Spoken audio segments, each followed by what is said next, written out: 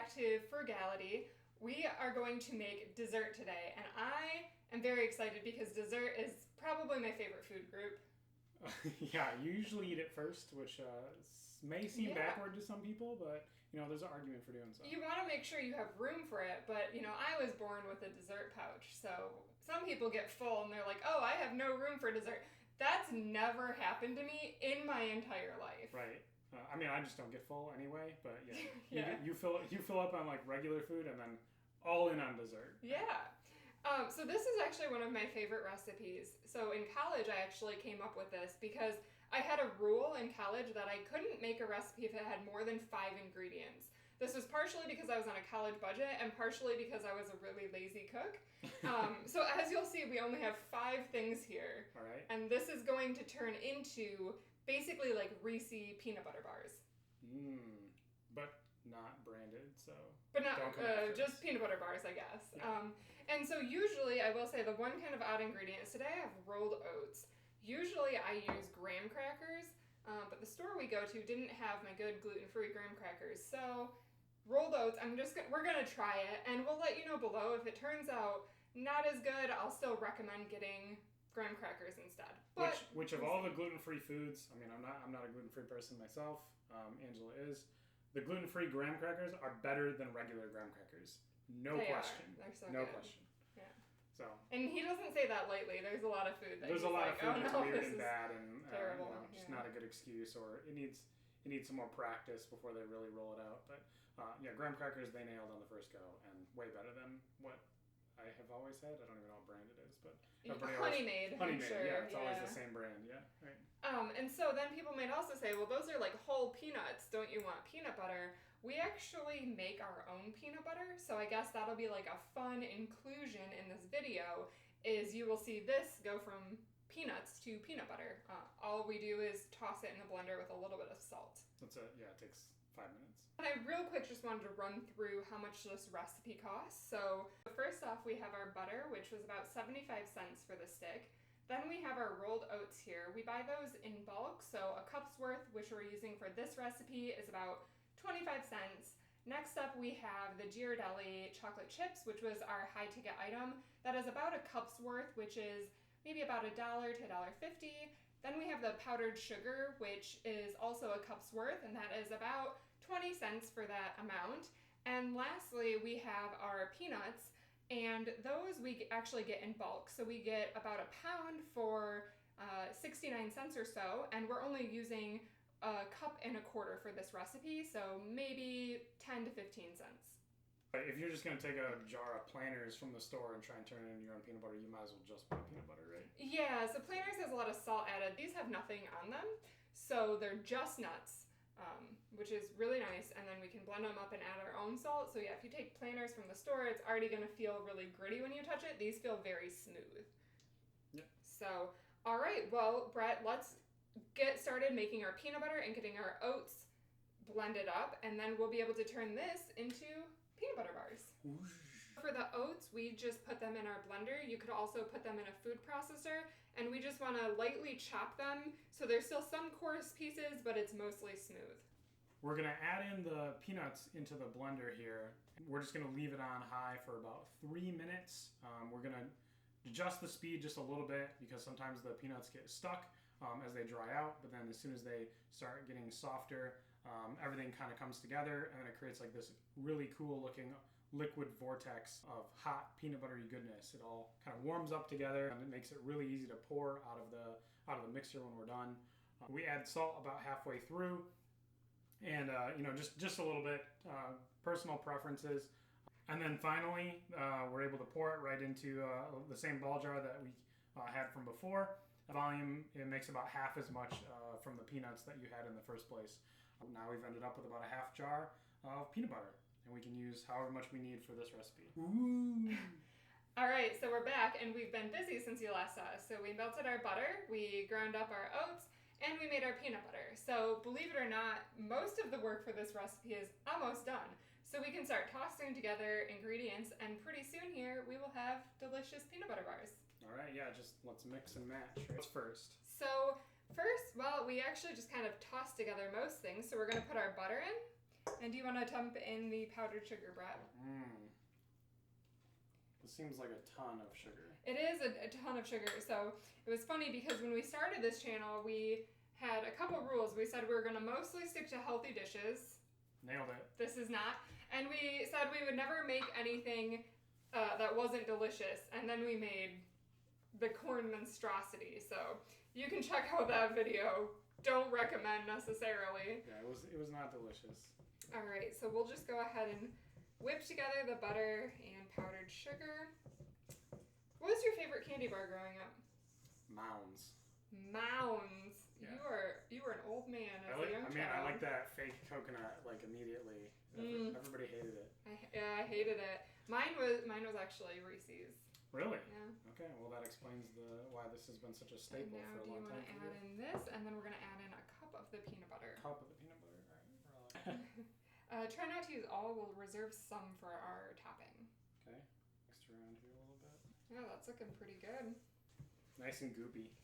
Nice and goopy, indeed. Yeah. Now we have everything mixed together. It is looking pretty. Yeah, goopy. See, I was gonna say pretty good, and you were probably gonna say like baby vomit. Well, I mean, based on what we use, it looks like oatmeal. Yeah, that's true. So now I have this, parchment paper in our 8x8 pan. So Brett, do you just want to go ahead and pour right in there? Good old oatmeal straight in. Yeah. Mm. Oh, good Gloppy. thud. Yeah, Nice. that's what I like to hear. It's not. Yeah, it's still a little thick too, which is good, right? Yeah, that's what we want to see.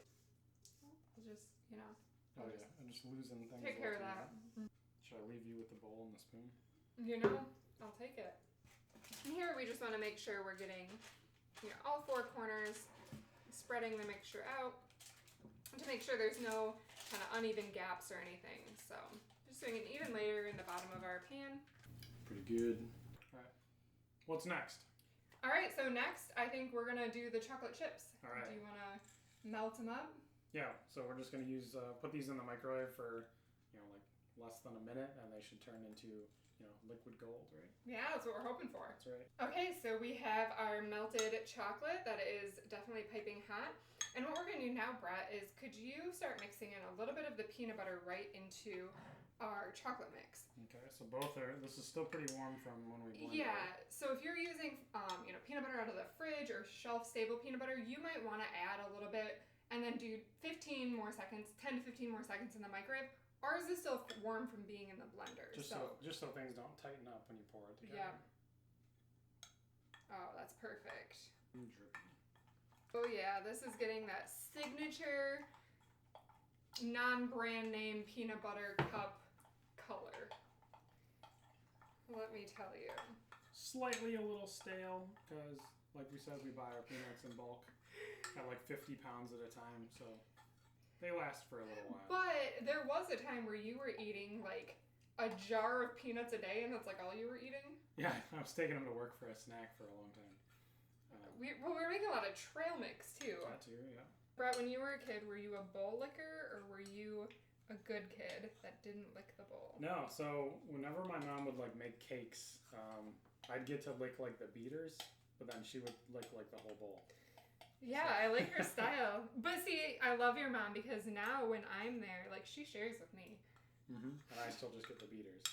If you're lucky now. Yeah, sometimes you steal the bowl and the beaters. Yeah. So actually a fun fact for people who might not know, in our wedding vows, Brett actually promised me 50% of his dessert for the rest of his life. That's right. And it's lucky that I'm not a big sweet eater, because that's not really that much of an overcommitment. You say that, but yeah. I'm still owed Words to live by. 2 cinnamon rolls, 6 cookies, 7 miniature cupcakes. Not like I keep, a journal.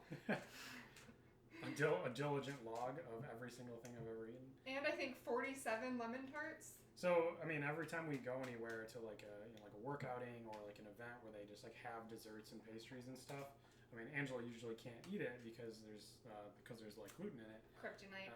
And so, I'm just there. I don't want it to go to waste, so I just like snack on stuff just because it's there, and I don't want it to, spoil. So, I'm just being a good person. That's right. Good steward. All right, so this is looking pretty evenly coated. All right, so the great thing now is You that get to lick the spoon. spoon. Yeah. Right, You know, we'll just put it in here for now. We'll pretend like I'm just going to wash this, and then, I'll be busy because we have to let this freeze for an hour.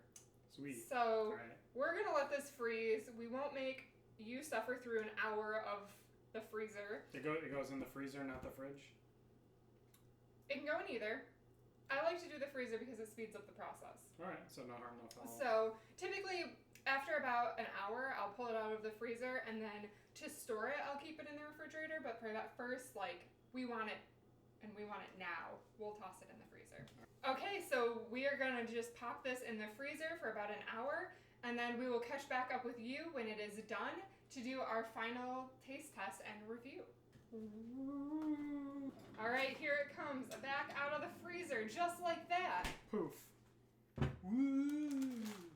And the best parchment paper trick ever. And so we'll put it, once we cut it, we'll put it back in the pan or on a plate and put it in the refrigerator so it doesn't break apart. This is a little hard for now, but we can go ahead and just give it a taste. Just keep in mind it'll probably be more like a frozen peanut butter bar instead of like a super creamy one. Hard, held together kind of a deal. And give it some mustard. There you go. I'll just take this huge chunk that's about to fall. Yeah, I think we could actually probably split that chunk. We'll try that. Well, I'm only supposed to get 2/3 or That's 1/3 right. of that, right? Yeah. So you can have the bigger half here. All right. I'm pretty excited for this. I love peanut butter rice. Oh man, it's smoking from the freezer.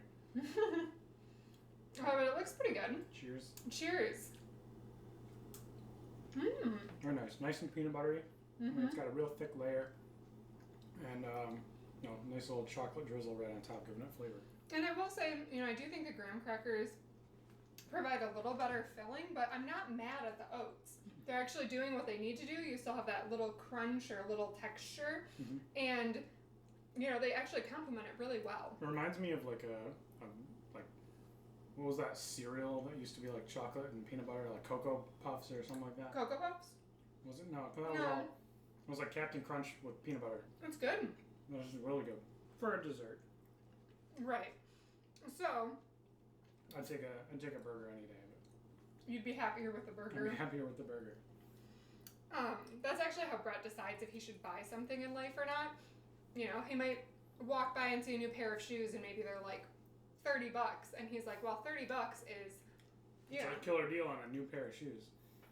Well, maybe you're getting, I don't know what you're getting. I don't know where you're finding these shoes. That's what, somewhere between 5 and 6 hamburgers, cheeseburgers, good burgers. Right. Gourmet burgers, so. Well, probably if you're going gourmet, you're only going to get 2 to 3. Yeah.